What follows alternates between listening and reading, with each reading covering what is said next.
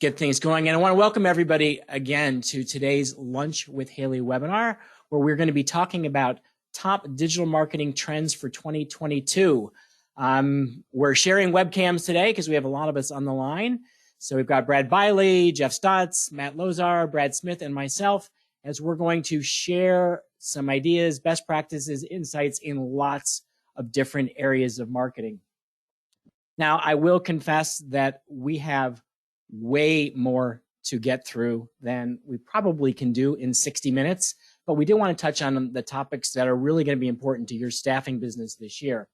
As I said before we went live, if you do have questions along the way, just use that question window. We've got 5 of us who are watching along and can do our best to try to work that into the presentation or answer questions at the end.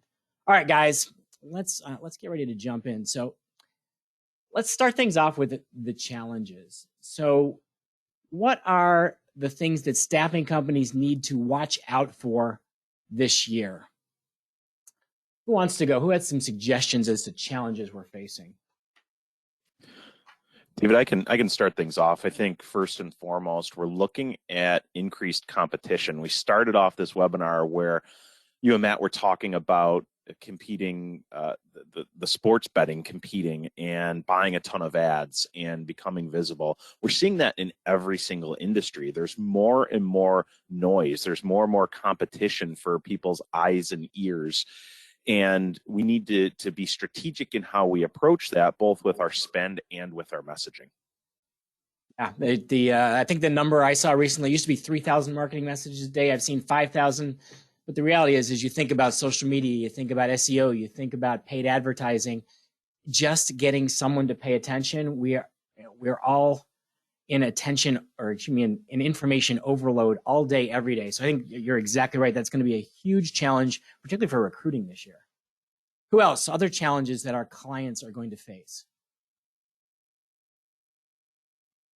There's a growing challenge with knowing where to spend your time, right? We're talking digital marketing today. There are a million things that every staffing and recruiting firm can do. We all have limited time. We all have limited budgets. We all have limited resources, and you frankly can't do it all. So understanding what's going to drive success for you, understanding what works for you and your budget with your resources, I think is critical. And it's a really big challenge to know, okay, what should I do with my marketing dollars? How should I get the most out of every single dollar? Yeah, I think related to that, Brad, is it's going to become more critical to figure out how you're going to measure success. Is it in number of job applications? Is it in forms filled out? Is it in visits to the website? Is it in engagement metrics? But it really depends on what are the goals that you've defined for your company, for your marketing, and then what metrics can you measure? And are they lagging indicators, things that you measure at the end, or are they leading indicators that are going to show you, hey, we're going to achieve the sales and recruiting goals we're looking to achieve? Other challenges. I've got one that's just about to hit us in February, I think 2022. Facebook is pulling back on the Facebook jobs marketplace. And a lot of staffing companies that we work with right now are getting good traffic and good traction from that. So not only is recruiting becoming a challenge, and it's been a challenge, but we're going to lose that volume of applications that are currently coming from Facebook. For people in light industrial and in healthcare and hospitality, that's become a significant source of candidates. And Facebook hasn't said why, but they're going to make it more difficult for us to use their network as a recruiting source. Good, guys. Anything else you want to add to the list? All that organic traffic that they're losing on top of the competition everyone's hiring for, job advertising costs are going up because the job boards know people are desperate to hire. And Indeed, obviously as a business, ZipRecruiter is a business, it's going to cost more to get that candidate, which is a challenge when you're trying to put all this together. How do you evaluate that the right way? If you have to spend more, you want to make sure you're getting the right results. Excellent. Guys, anything else to add before we move on? I think one thing real quick is just and just as a former Able employee, I want to congratulate Bullhorn and Able on the acquisition. But to that point, I mean, it's year 3 of digital transformation as a major theme. And I think you're getting into just so much from marketing technology, movement in the market, mergers, acquisitions, and you still have to implement it all. And I think, again, as we're getting strung very thin among our personnel, and what we've seen just on the automation side is just being able to have somebody committed to managing and implementing this technology seems to be more of a struggle than it's ever been. Absolutely. So guys, let's kind of recap a few of these things. So we've got a lot going on: competitive noise, the Facebook jobs, costs going up. Brad and I were actually in a presentation this morning with a gentleman who talked about pricing issues, and he said that the real rate of inflation right now is north of 10%. So that's another challenge we're facing in our business. Prioritizing where to spend our time, figuring out how we're going to get it all done, and then dealing with that increased competition in search and paid advertising and social media. And then, as Jeff just said, then you got all this technology to figure out. The bottom line is really that there's no one silver bullet answer. All right, now that's the hard part. Let's get to the part that I think is going to make everybody feel better. So where should staffing companies focus their time this year, because you can't do it all? All right, guys, who wants to kick it off? What should the priorities be for 2022? I can kick this one off, David. I think the first priority with anything really needs to be a strategy. We need to think through as business owners what our overall strategy is, not just for digital marketing, but for our business as a whole. So what are your goals for 2022 here? And how does your digital marketing strategy align with those goals? Oftentimes when people think about digital marketing strategy, they think, all right, what are we going to post on social? Well, that's not everything that digital marketing covers. We need to think through social. We need to think through paid. We need to think through organic. We need to think through our website, online visibility, as Jeff mentioned, our technology. How does that all play together? And how do we make sure that each one of those items are aligned so that we hit our overall business goals? So it can't just be pushing it off to the youngest person in your office and saying, here, go run our digital marketing strategy. We need to think through the business impact of our strategy. Yeah, absolutely. And to everybody watching, I was one who clicked the down button and put all of our bullets up for this slide, but let's talk a little bit more about them because I know some of the priorities may go beyond just the bullets here. Guys, what after strategy would you say is the next most important? David, I've been super passionate about authenticity for a while. You know, I've given my personal branding talk here on Lunch with Haley a couple times, and if you haven't seen it, I would encourage you to check it out on webinars on demand on lunchwithhaley.com. But we have to be authentic, we have to have a voice, and we have to be uniquely us. You know, when you think about digital marketing in 2022, you don't want to be your competitor. You don't want to be Coca-Cola. You don't want to be Wendy's. You want to be you.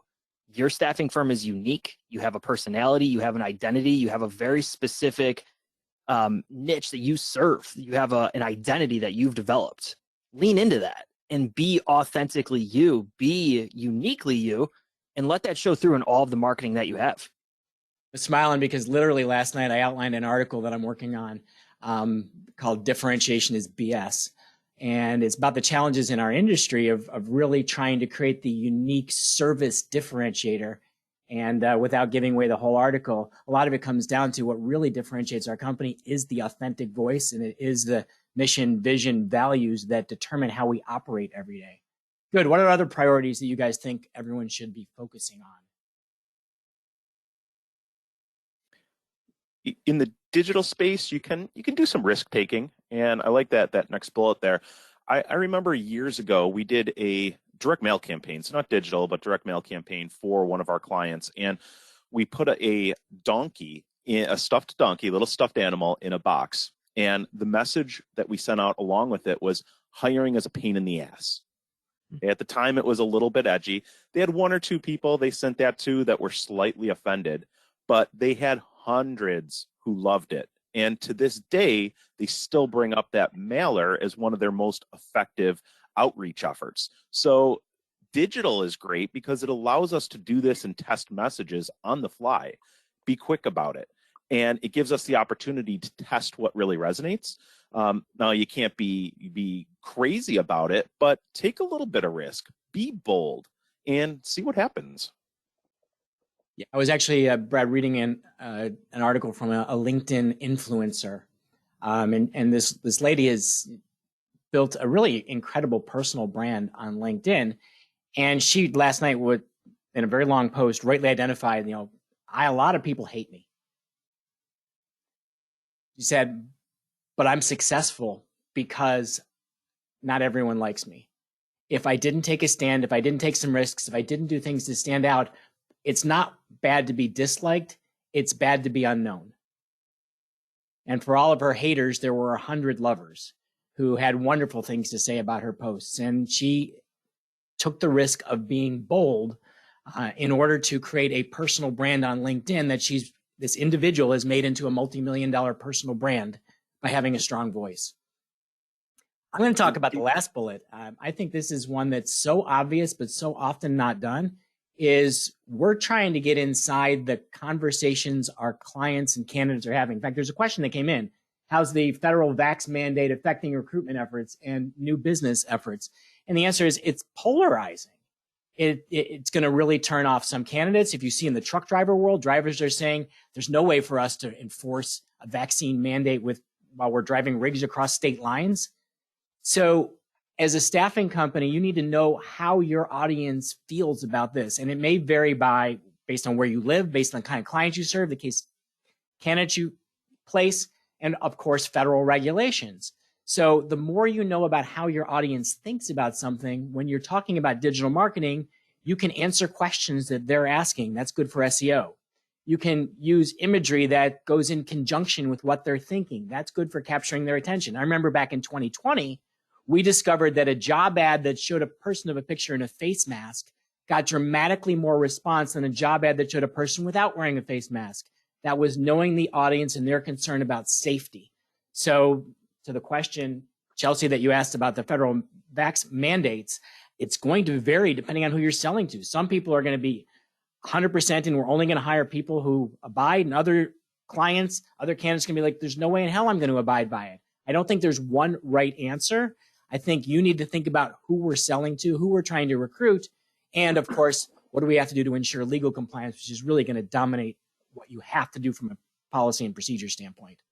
All right, guys, anything else for priorities? David, just real quick, building on that too, you can leverage some of that verbiage in job descriptions. So if you have a client that isn't requiring vaccine mandates, highlight that. On the flip side, if vaccines are required, you can highlight that and make people that want that feeling of safety to apply to those positions. So there's some opportunity there to take advantage of that. I will say, I'll jump in on the automation side, and what we're doing with our clients with Sense and Hairfish is we are tiptoeing around that and adding it into our pre-qual questions as survey questions. And you have to you got to tiptoe the line. I think, our clients have done a great job of framing the question. And, because again, some of them you have to know, and, so we've got to go around that, but that's been coming up a lot over the last month, 2 months. Thanks, Jeff. Hey, Matt, before we move on, there's one I want to ask you about here. Team participation, building recruiter brands, and I'm going to extend that to employment brands. With the recruiting challenges, why is that important? We connect with the person. It's important. Just, travel nursing, a perfect example. If I'm a travel nurse recruiter, I don't connect with, or if I'm a candidate, I don't connect with that company as much, or even that job. I connect with the person I trust to move me around the country to the right place. And it's going to happen at the local level too, with how much competition. So if you have a really good brand and your candidates, your employees trust you, you're going to help have a really good win-win situation there. And it's a challenge to build that recruiter brand. And a great example to look at, before, as I know we got to move on here, is the real estate world. Real estate agents have great personal brands. So how can recruiters do that and learn from real estate agents to build their own brands to become that advocate for their candidates? Great example. Thanks, Matt. All right, guys, we do need to move on. And we're going to talk now about 9 different areas of staffing marketing. And we'll do them one at a time. We'll share a few points, probably about 5 minutes per section. We'll cover as many bullets as we can. And the way we're going to do it is we'll brainstorm some ideas, and then we'll have a recap slide. So if you can't keep up with the notes, don't worry. A lot of the bullets will appear on screen. But so right now, my opinion is that most staffing companies have pretty good websites. So if you got a pretty good website, what do you need to worry about in 2022? All right, guys, let's have at it. What do people have to do differently this year? Number one, David, for me, is thinking through that call to action. So what do you want your website to accomplish? Is it to drive applications? Is it to get inbound orders? Is it to drive people to a contact page? Think through what those one or two actions are that you want on a given page, and make it simple and make it clear and funnel people to that action. So I think guys. building off what Brad said, I'm a very fast-paced individual, and if the website doesn't load quickly, going under the hood, or if it's not easy to get to that call to action, if we're not reducing that friction, I'm on to the next thing. We're so fast-paced, that doesn't get into all the, it gets into design a little bit, whatnot, but if under the hood your website's not loading quickly on mobile or on desktop, and I can't get to that goal of the website quickly, I'm moving on. Yeah, Matt, I would build on that a little bit because I think Amazon has taught us all to want instant gratification. So if I'm coming to your staffing company's website and it's not instantly, here's the jobs you're offering, or here's how I contact you because I need to hire. If I've got to go hunt around and find things and it's 2, 3, 4 clicks to get to what I'm looking for, there's no way I'm making 2, 3, 4 clicks. I want the Amazon effect on your website. And there's a lot of good looking staffing websites that spend a lot of time with copy and pretty pictures and not enough instant gratification for the visitor. I think also, as a very lazy person that doesn't like to read, the more that you can show me in pictures, big fan of picture books, the better. People don't want to read. I mean, just get me to where I need to get to. And you're seeing that. I mean, that's the TikTok culture, that's the texting culture. People don't want to read anymore. And so I think you've got to think that way, especially back to the know your audience. Yeah, I totally agree. I was actually having a conversation with some teammates here yesterday, thinking you almost have to think about it hierarchically, because when a human comes to your website, they want the pictures, they want the headlines. It's got to be highly skimmable. And I got to know exactly in 3 seconds or less what to do next.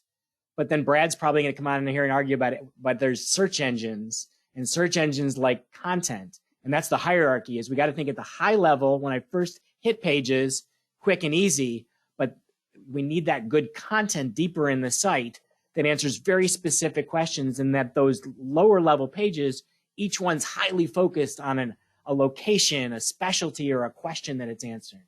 Brad, I probably took your response there. You did, but I'll tell you, all too often I see nicer looking staffing websites now, but I still see staffing websites that are just online brochures. And you really need to take it to that next level and answer people's issues, challenges, concerns related to employment, career, management, and create that high level content both for the search engine and for the user. If you just have an online brochure as your staffing website, nobody's ever going to come back, and fewer people are going to convert. So invest in really good content. Awesome, guys. We got about 2 minutes left, maybe 1.5 on websites. Any final tips?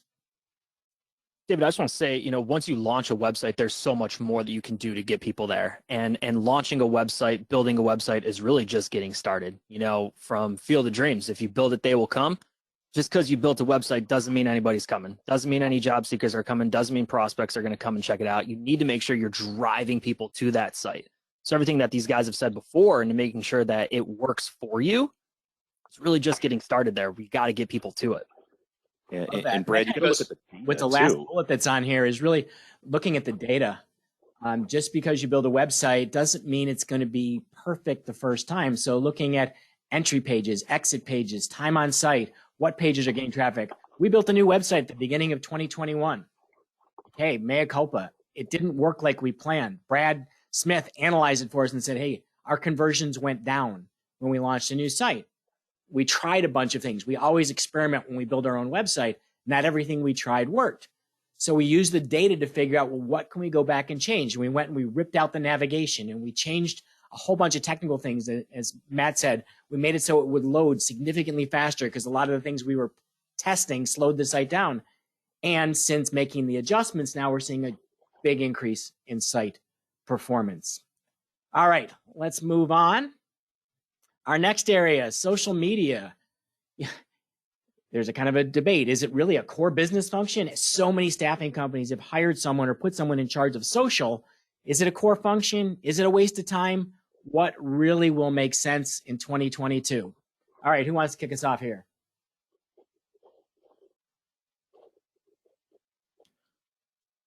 Brad Not I Biley, said- your I in-house. was gonna say, You're up, not man. I said Kick the us fly. off. You know, social media is a core business function, and I'm here to challenge anybody who says that it's not. Social media really is your opportunity to take your entire marketing mix to your target audience. You know, when you think about the glue that is marketing, social media takes everything that you're doing to your target audience if it's done effectively. You know, and that's really what it comes down to. Is it being done effectively? You know, Brad Smith made a comment a little while ago that your youngest person in the office can't be held responsible for your marketing. Well, you wouldn't trust them on a phone call or a sales call without giving them the foundation, without giving them the background, without giving them your core business goals, your strategy.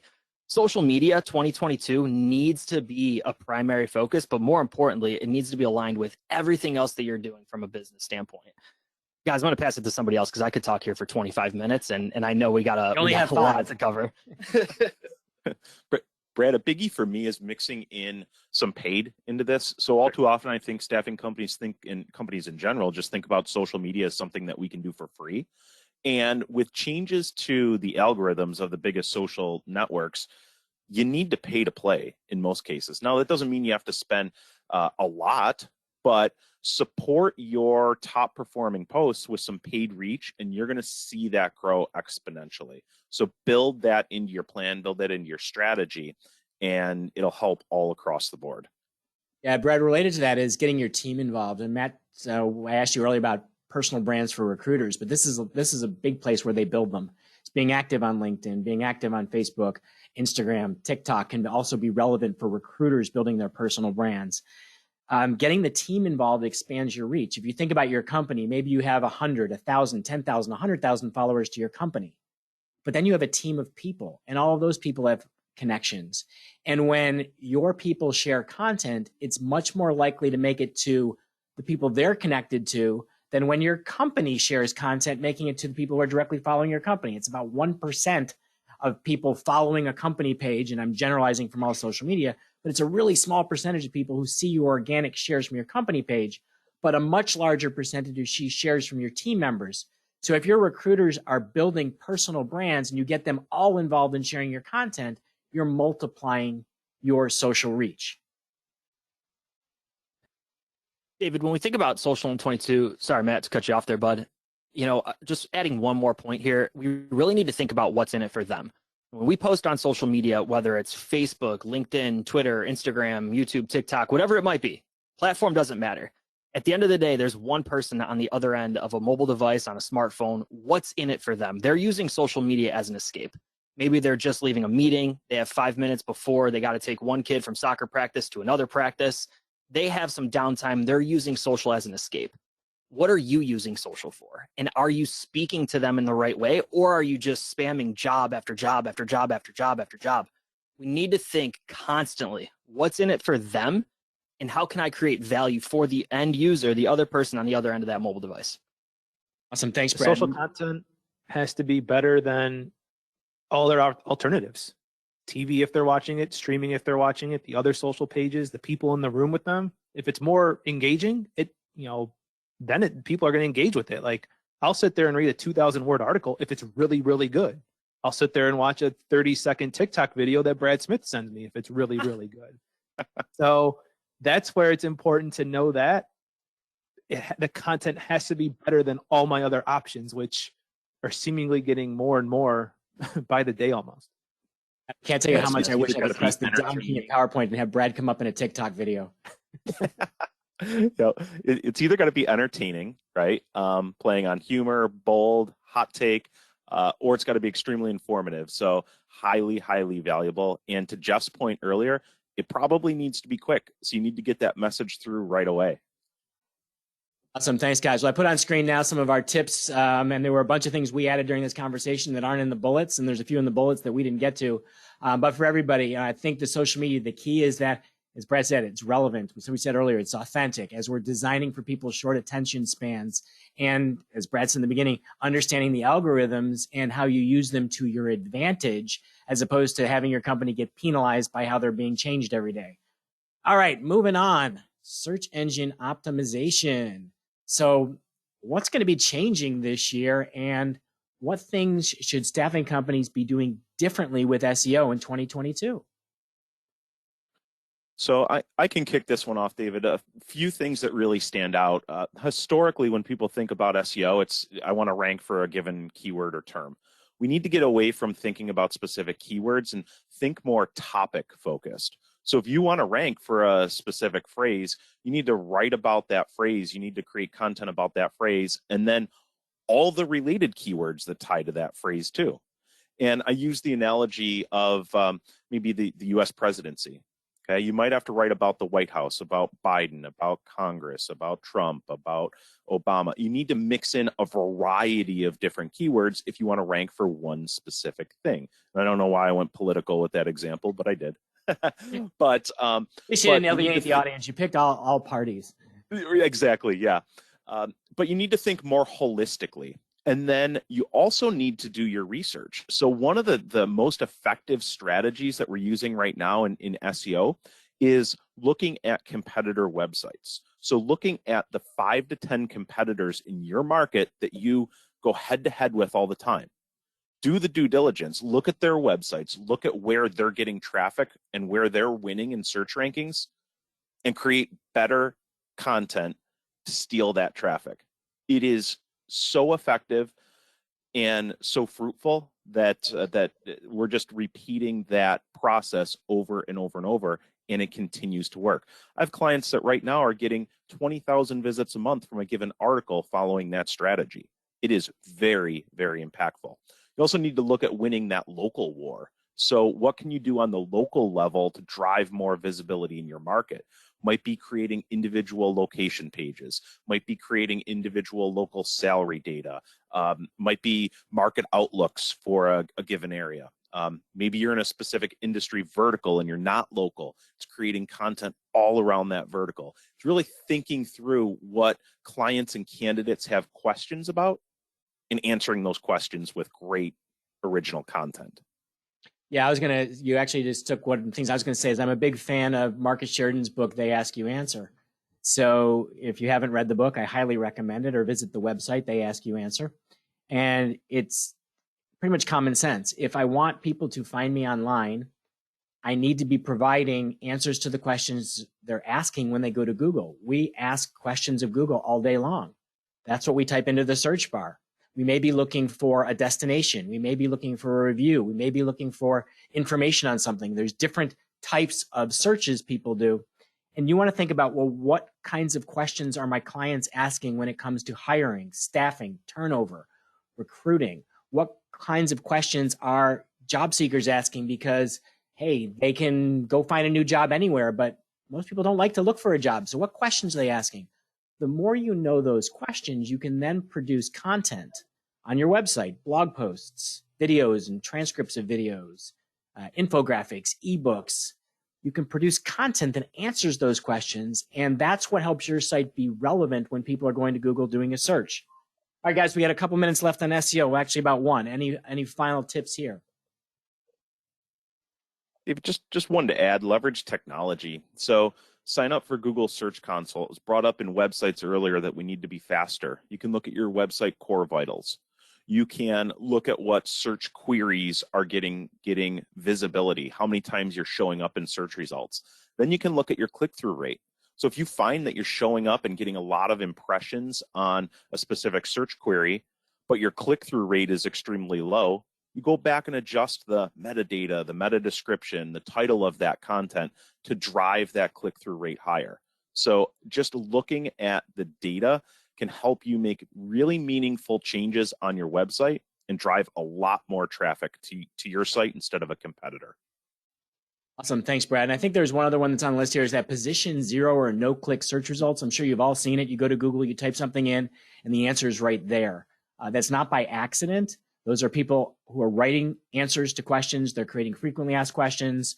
They're providing top 10 lists to answer questions. And then sometimes they're using something called schema markup to actually mark up their content to tell Google that this is specific types of content. We won't get into technical details here because we're already over on time for SEO. But again, the more you're providing detailed answers to the questions people are asking, the more likely you could be a search result that happens before somebody even clicks to go to your website.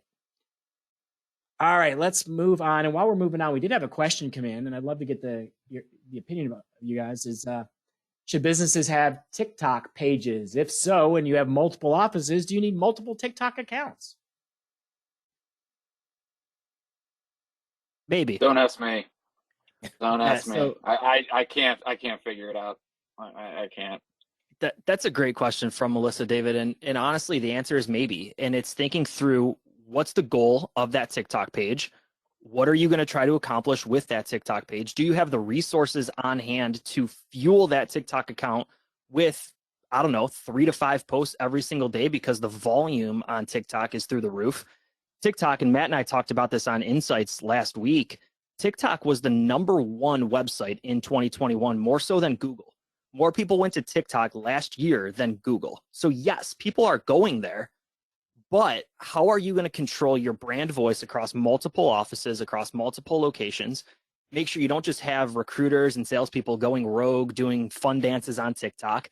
You really got to think through why and what are you trying to achieve with that page? What are you trying to do with that account? And is it truly aligned with your business goals, or is it just fun? Yeah, and the only reason I could think to have multiple accounts would be if you really have the resources, time, commitment to try to engage with local job seekers, and that the content you're putting out in market A really needs to be different than the content you're putting out in market B. So maybe if I'm in Alaska and I'm in Hawaii, yeah, I probably need different TikTok accounts if I'm going to talk to local job seekers. But for a lot of us, there's a certain demographic that's using TikTok. If those are your candidates, it's more about, all right, how will I create engagement? What's going to be relevant to them? And then do we still have the commitment to do it consistently enough to even have one account? Thanks, guys. All right, let's move on to pay-per-click advertising. There's a lot of ways to do PPC. What can we do, and how should it be used in 2022? Thinking about pay-per-click advertising, tying it back to the beginning, and knowing this presentation, I don't know if there's a more important tactic on here that has to tie to your business goals as pay-per-click advertising. And it came out of team meeting we actually had yesterday. Will pay-per-click advertising work for conversions? Yes, if you use it the right way. Will it also work for brand awareness online and impressions and building visibility? Yes, if you use it the right way. So making sure to understand what's your business goal. Is it to have a digital billboard, or is it just to drive applications, business leads? And then implementing the correct tactic that leads to the best success with pay-per-click advertising. Matt, I love that take. I love that take. There's a lot that we can do in terms of direct response from PPC, but just having a digital billboard also serves as a gigantic purpose. And as people are cruising down the digital highway and they're going 75 miles an hour down Facebook, are they going to see your brand? Are they going to see your brand and your content? Are they going to see your logo? Every 4th post on Facebook is an ad. Every 4th post in Facebook's newsfeed is an ad. Are you a part of that? Or are you just posting organically? Brad said you got to pay to play. Matt, I think PPC is table stakes at this point. I agree with everything you just said. Sorry, Jeff, go ahead, buddy. No, I was going to say, being on the staffing side and when I was running marketing for a larger staffing firm, that was the struggle we had. And that was what, pay-per-click is important, as long as the expectations are there and you're really looking at how are we matching this with our business goals, because the reality is it going to be cheaper or the same as, cost per apply through Indeed or any sort of marketplace of jobs? No, but there's strategies around it that could look at the client side in building leads and looking at the passive candidate. And so I think that, we get back to strategy as kind of this core, what you should be doing. I think, getting back to basics and understanding that, pay-per-click is needed. It's just those expectations have got to be from, top down in terms of, what you're doing with your staffing firm and making sure it is supporting or complementing what you're already, trying to do with your marketing tactics. Jeff, just building on that for real quick, David, just building on that real shortly. Think about the last 4 or 5 clients that you've brought into your staffing company. Why did they come there? They probably came there because their existing staffing provider screwed up and you were in the right place at the right time. Display advertising, PPC, can help ensure that you're in the right place at the right time and you're visible consistently. So yeah, can we have lead gen ads that drive a direct lead in? Sure, okay, but maybe more importantly, we need to be visible everywhere our target market is and hit them repeatedly so that when their current provider screws up, we are right there and we're their first call. And see, that's got to be taken up to the top, to the leadership too, because I think that is super important, but that's got to be communicated internally. That's what, that's the reason why we're doing this. So I'm usually, for most staffing companies, not a huge fan of thinking about brand building, because we think about brand building as $100 million and up companies spending massive amounts on media. But PPC advertising allows smaller companies to build brands with targeted audiences. And right now, the brand that matters is your employment brand. What are you like as an employer? And so every ad may not be direct response. In other words, I'm putting an ad out that's designed to get a click that drives a very specific conversion. We can do that on Facebook. We can do that on LinkedIn. But sometimes we also want to get the maximum number of people seeing our ad, seeing our message without necessarily having to pay for it. And the beauty of PPC is if they see the ad but don't click, you got your message into someone's eyes and mind, and you had zero charge from your PPC account. So sometimes those brand building, if you think about what do you want to be known for as an employer, and so now when someone does see your job, like, oh yeah, I've heard of ABC Staffing before, I keep seeing them everywhere, they must be a great company because I'm seeing them everywhere. That's the kind of branding you can do very cost effectively with PPC. All right, guys, we got about a minute left on PPC. Other suggestions? David, just to continue talking about being seen everywhere, I think remarketing is just table stakes for websites in 2022. You're spending thousands of dollars to get job seekers to your website, whether they're looking at it on Indeed or somewhere else looking at a job they're bouncing over. You're spending all of this money to get prospects, candidates to your website. We need to make sure we're remarketing to them on their way out the door so that they know to come back. If you think about any sort of consumer product, nobody buys a product after looking at it once. You look at it, you leave, you think about it, you talk to a spouse about it, you talk to your friends about it, you think about it, you sit on it, you think a little bit longer, but those ads follow you around the internet until finally you say, yes, I do want to buy a Ring doorbell, and you buy. We need to have remarketing on every single website because you're already investing so much to get people to that site. We need to make sure they come back because they're not ready to make a decision after that first visit. Good degree. And we did have a question just come in, and I don't know that it's one that's going to have a definitive answer, but it's a good question. What is a good average amount to pay on Facebook to get results? Should it be $1,000 a month? I hate answering this question with it depends, but it depends. And it really depends on a few things. Your geographic reach, okay? If you're trying to reach a national audience, $1,000 a month is not going to cut it. If you're trying to reach a hyper-specific local office and a specific group of people or a specific group of candidates or decision makers, then $1,000 might be enough. It really, really depends. The more hyper-focused you get in your targeting, the more it's going to cost for each individual click. So it's gonna require some testing there. Thanks, Brad. All right, let's put up. You can start small, Brad, right? You can start with just a couple $100 a month and scale up, scale down. You don't need to dive into the deep end with that.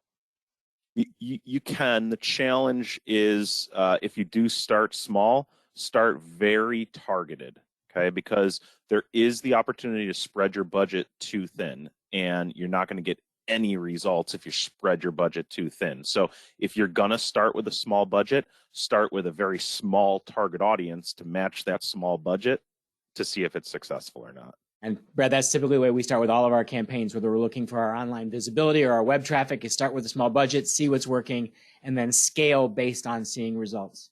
All right, guys, let's move on. Our next topic is a hot one in the staffing industry right now, automation. So everybody's doing it. So what should you be doing in 2022? And Jeff, I'm sure I'm gonna let you kick this one off for us.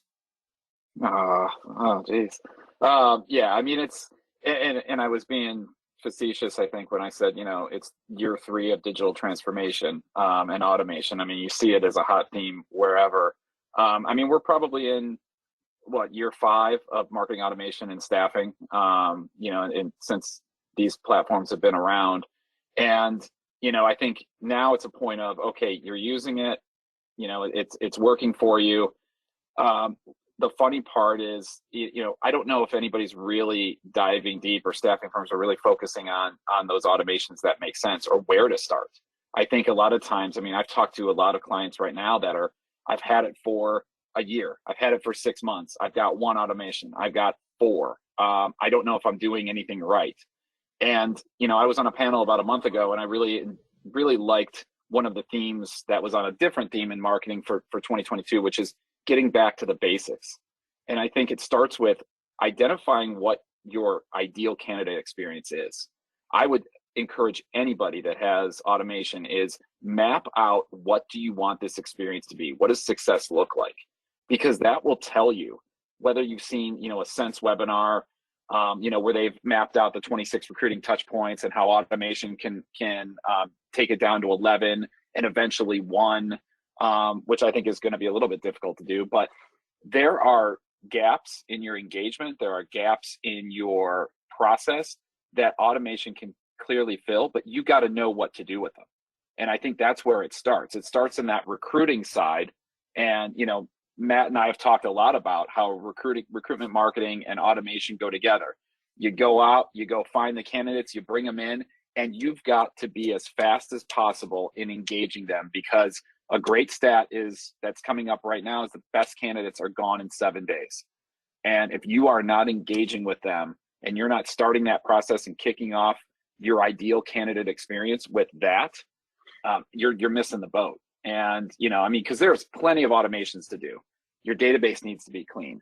You need to look at, what does it look like from how the process works? How can recruiters be getting out and doing what they do best, which is creating relationships? And automation can help do that. But without a clear, candidate experience roadmap and what that looks like, you're going to lose. And I think that's going to be it. And it really starts with service.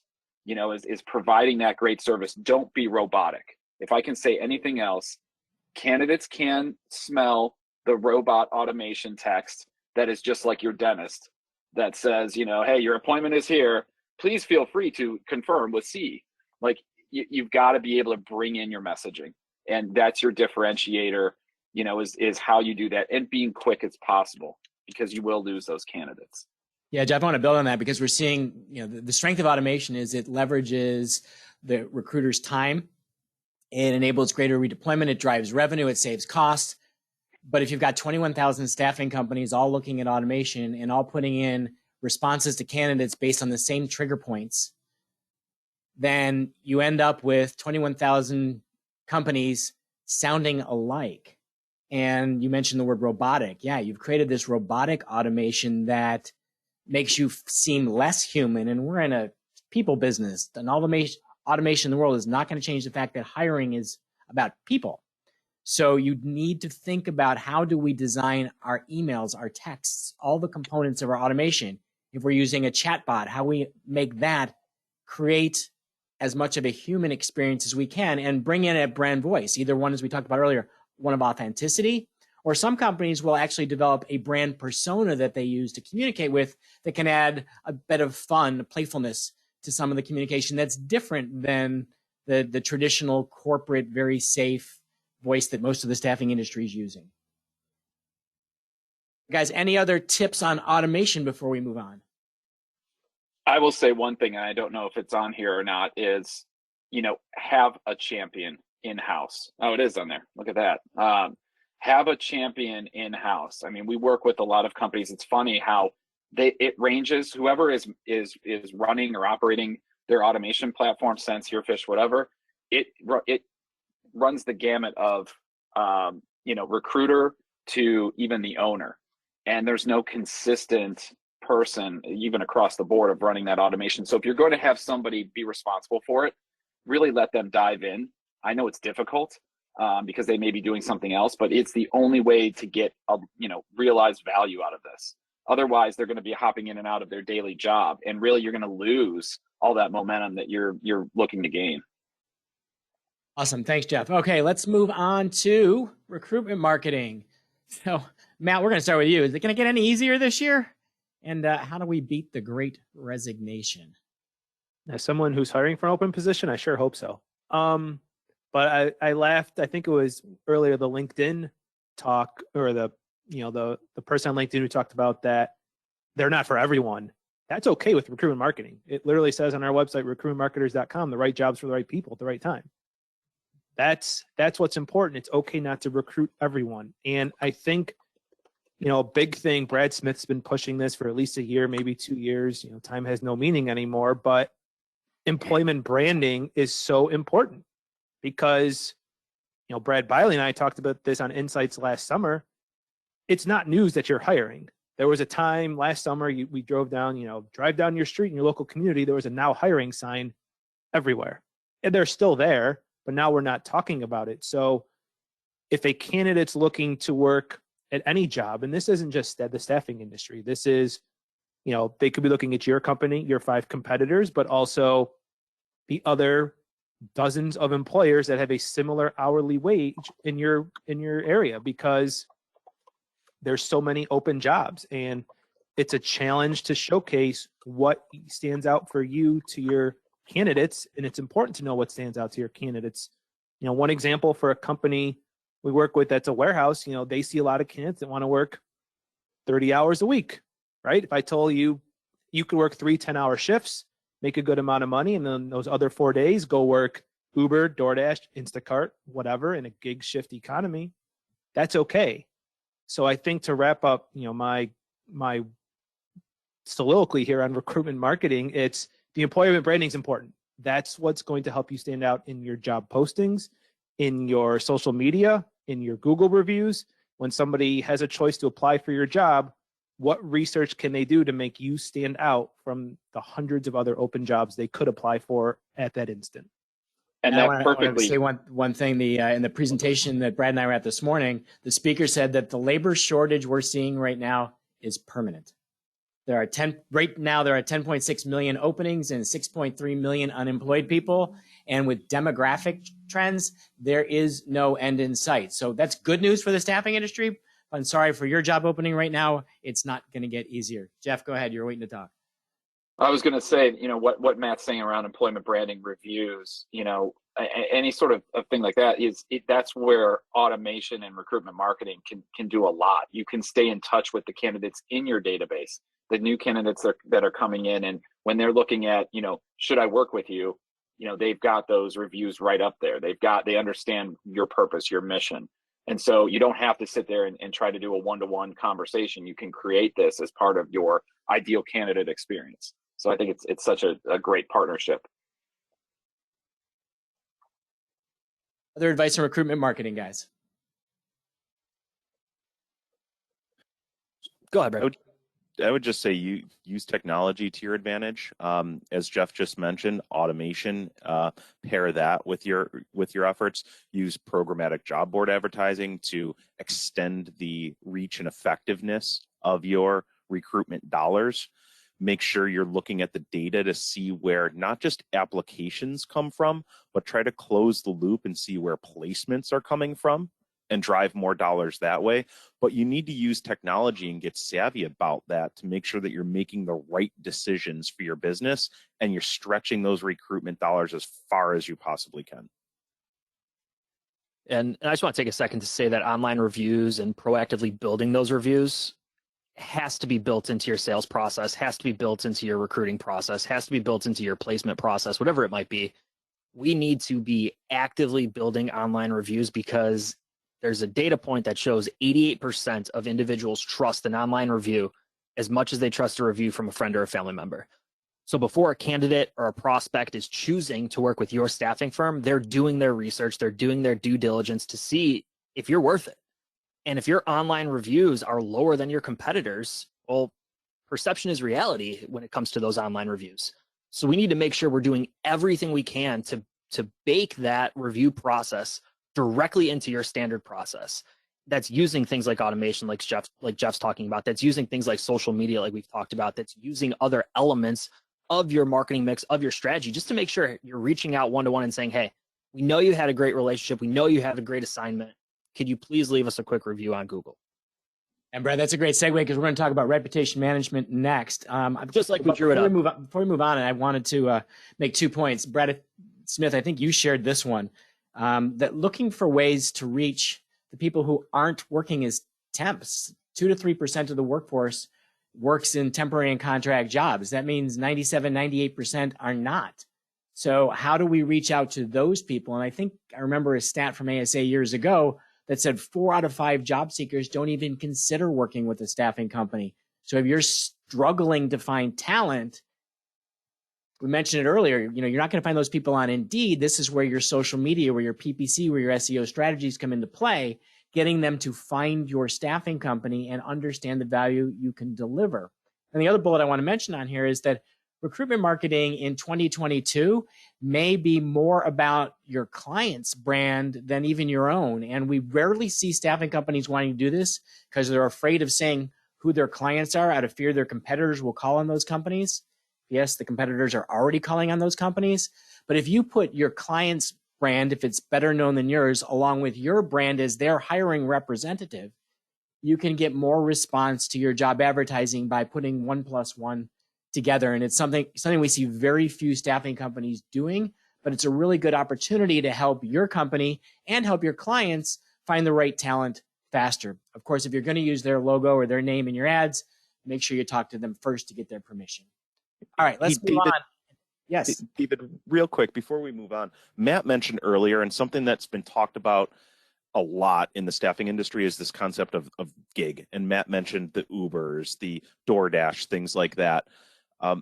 When you're competing with those people for talent, but they're not thinking about the all-in cost. So if they're driving Uber, there's gas, there's upkeep, there's everything else. Our industry isn't doing a good job of saying, hey, you can work when you want, where you want, and earn more than you would driving for Uber or doing DoorDash. We need to think through that messaging so that we get that talent, so that Uber doesn't, so that DoorDash doesn't. We can provide candidates with better pay, better benefits, better experience, but we're not saying that. Awesome, great point.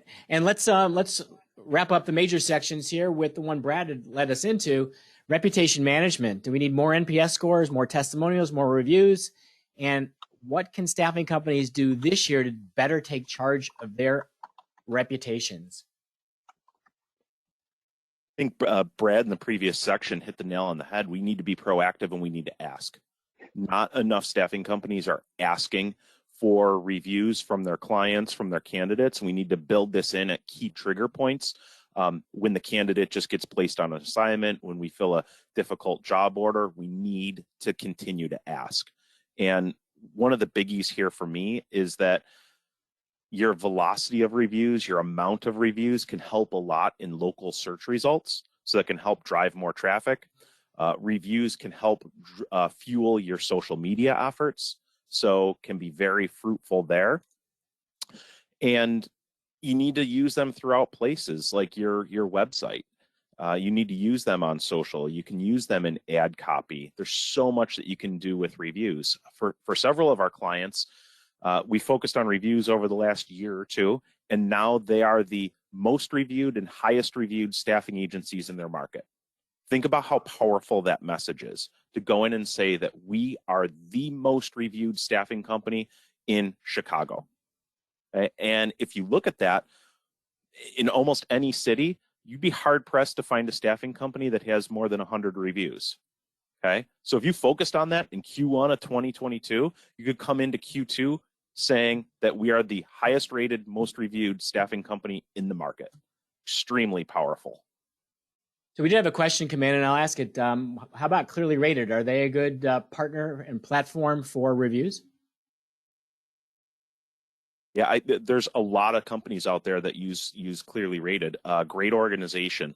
And once you make that best of staffing list, you can leverage that and other things that you do. So really great place to be. Now, not every staffing company that participates makes it onto that list. So even if you don't, or even if you want to test the waters, use reputation management technology, use review technology. Clearly Rated's a great partner. We have a great tool to help you solicit those reviews. But regardless of who you're using or what you're using, get proactive about generating those reviews and building your visibility in your local market, in your industry, and then look for ways to test those reviews all across the board. Excellent, guys. Any more advice on reputation management? Just reiterate what I said in the last slide. You need to be proactive about it. You need to figure out when there's a good touch point. Maybe it's using automation. My wife and I love Instacart. We don't like to grocery shop, so we usually order our groceries. An hour after you pick them up, you get a notification every single time saying, hey, how was your experience using Instacart? Jeff talked about automation. How could you bake that into your process so 7 days after a candidate's on assignment, they get a notification? 7 days after you place a candidate with one of your clients, they get a notification to leave your review. How can you make that systematic so that you don't have to reach out one-to-one? What software can you use? I know Brad talked about software a little bit, but be proactive about putting it into your current process. And we did have a question come in. I've had a few questions come in. So Lynn and Nancy, Lynn, I'm going to address yours. Nancy, you may have to save yours till the end. But Lynn just asked, what's an NPS? And NPS stands for Net Promoter Score. And typically before you ask someone to leave an online review, you want their feedback on how you're doing. So an NPS is a one-question customer satisfaction survey that says on a 1 to 10 scale, how likely are you to refer us to a friend or colleague? Anybody who gives you a 9 or 10 is considered a promoter. 0 to 6 is a detractor, and 7 and 8 are neutral. And to create your score, you take the promoters and subtract the percentage of promoters and subtract the percentage of detractors. That's your NPS. Typically, anything over a 60 is considered world-class. And usually the best of staffing are 65 to 80 in range for their NPS scores. So what we want to do is have the software, whether it's through the automation platforms, through Clearly Rated, through Haley Marketing. So after a service experience, we're reaching out to the client, we're reaching out to the candidate, and we're saying, how did we do? Give us that NPS score. And if we get that promoter review, then we ask for the testimonial, then we ask for the online review. If they give us a lower score, we ask for feedback that we try to keep private so they don't go online to complain about us, because it's that unplaceable candidate who's most likely to damage your reputation. All right, and there's a few of our summary points about reputation management. There's lots of different ways to do it. Also thinking about how to best leverage those, not just having the online reviews, but getting videos about them and sharing success stories on social media and on your company website. All right, and then to bring things home. All right, guys, we covered a lot in the last 55 minutes. What did we forget? So we got a few miscellaneous thoughts, ideas to wrap it up. Guys, any final points you want to share with the audience? One quick one, David. You just mentioned it. We talked about a lot.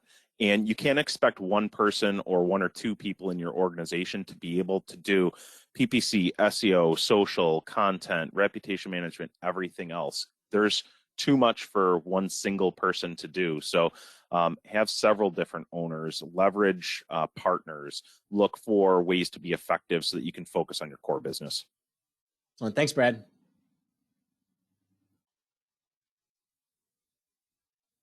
Summing up technology, it's to make sure, one, there's buy-in from the top. Jeff talked about that with pay-per-click advertising earlier, but with any technology, if it's automation, programmatic job advertising, et cetera, but also implement technology the right way to solve a problem you have or to perform tasks more efficiently and give your team more time to do some other tasks, to talk to the candidates that want to work for you, et cetera. So when you implement that tech, it has to solve a problem, to perform tasks faster, better than any human can, and make sure that buy-in is there from the entire company.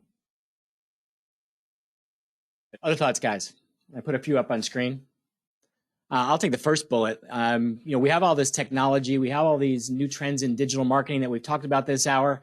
But remember that human psychology isn't changing. Things like FOMO. People have a fear of missing out. Use that in how you market. People have an ego. They're driven to seek things that make them feel good. Use that in your marketing. They're driven by positive change. They're visually attracted to problems and negative. Use human psychology in all of your marketing to capture attention, and the digital marketing, the technology become the tools by which you implement that messaging. I can talk on reducing friction real quick here. We need to make sure that the candidate experience, that your client and prospect experience is second to none. You could have the best marketing in the world. if it takes 45 minutes to fill out an application and at the end of it, I can't press submit, your marketing doesn't matter, unfortunately. You need to make sure that you're reducing friction, that your job board, your career portal is easy to navigate, that it's mobile friendly, that your website, your contact forms are mobile friendly, they're easy to navigate. We need to reduce that friction because, like David said, Amazon had a funny way of ruining it for all of us, but they also made it a heck of a lot better. So we need to make sure we're reducing that friction because, again, the best marketing can't solve any of those other issues. Say probably 95% of staffing websites do not have a one-click apply option integrated with their website. Indeed uses it. That's where they get most of the applications from. But does your website? All right, I've got one last one on here, and guys, if you want to add more to it, feel free. But I sort of tongue-in-cheek said, get ready for the metaverse. It certainly has been a hot topic of what Facebook's doing. But if you watch people who are using virtual reality technology, if you ever saw the movie Ready Player One, the future is happening in front of us. And whether it's just from interviewing candidates, getting to know them, this online world has become the hottest real estate grab on the planet right now as companies are investing millions to stake their claim in the online world, in the virtual world.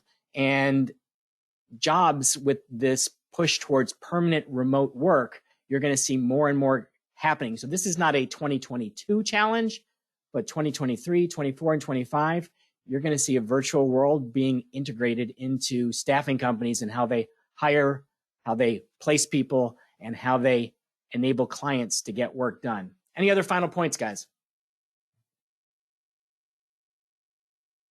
You did ask for the movie name. It's called Ready Player One. There's also a follow-up, Ready Player Two. All right. I want to thank everybody. Nancy, we'll stay on at the end because you had a couple of very specific questions that we'll address, but I wanted to thank everybody for jumping in. We covered a lot. We've already gone over by a couple of minutes because there's just, as Brad said, there's so much to digital marketing, and we wanted to try to touch on all of these areas. It's why Haley Marketing over the past 25 and a half years, our team has grown from 2 to more than 60 people because there's so much to know. So if you have questions, if you need help, if you just need advice, please don't be shy. Reach out to us. We are always happy to share ideas. Speaking of which, if you're on today's webinar, you're probably getting our monthly email publication, Big Ideas. But if you're not, please subscribe. You can go to haleymarketing.com/big-ideas. You can get our ebooks, white papers, how-to articles, invitations to all of our future webinars and product demos. It's all about staffing, and it's all free. And speaking of product demos, our next webinar is coming up in just a few days, next Tuesday, January the 18th. I'll be back online, and we're going to be taking a look at some new digital marketing product bundles. We've looked at the challenge and need to put different forms of digital marketing together for staffing companies. We looked at the challenge of having all that expertise in-house, and we put together a variety of different packages to help our clients who don't have marketing departments to get everything done, and to have those who do have marketing departments to supplement with the skills they need to implement world-class marketing solutions. So please join us next Tuesday, January the 18th at 2 o'clock. You can reserve a seat at lunchwithhaley.com. From all of us at Haley Marketing, I want to thank you so much for being part of today's webinar, and we hope we'll see you at future Lunch with Haley events.